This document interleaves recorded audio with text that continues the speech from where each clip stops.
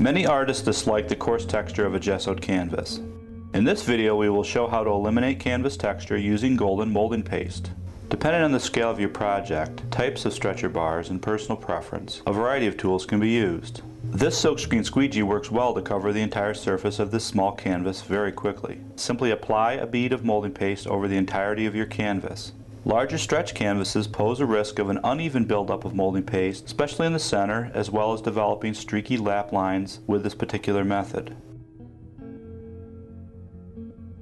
An alternative method that produces consistent and economical results uses a small palette knife, molding paste, and optionally some acrylic paint.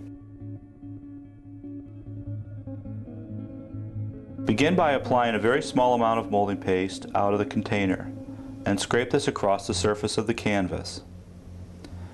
If the amount of applied molding paste is hard to control, simply return some back into the container. Continue to scrape an even, thin layer across the entire surface of your canvas. It is best to hold the palette knife at a sharp angle to remove most of the product, leaving a very fine skim coat. This also pushes the molding paste into the low points of the canvas without building upon the high points. Allow this coat to dry. For the next coat, we will add some heavy body Hands Yellow Medium. This allows us to differentiate the next coat of product from the last, especially helpful for this video demonstration. Adding paint to your molding paste is optional, but is helpful and also creates a great layered background before painting. We will now coat the entire surface again. This layer requires far less product as the depth of the texture has been significantly reduced. As you can see, we are still tightly scraping a thin layer with the knife at a sharp angle. Even though this is a very smooth surface, the translucency of the molding paste layers appear textural in the video. Once again, we will allow this surface to dry.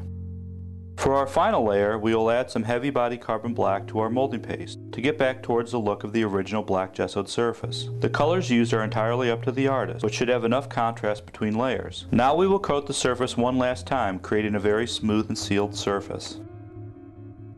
You will notice at this point that the product travels effortlessly across the surface of the canvas and resistance is minimal. If for some reason this surface doesn't end up as smooth as hoped, a little wet sanding may be done after the films are dry.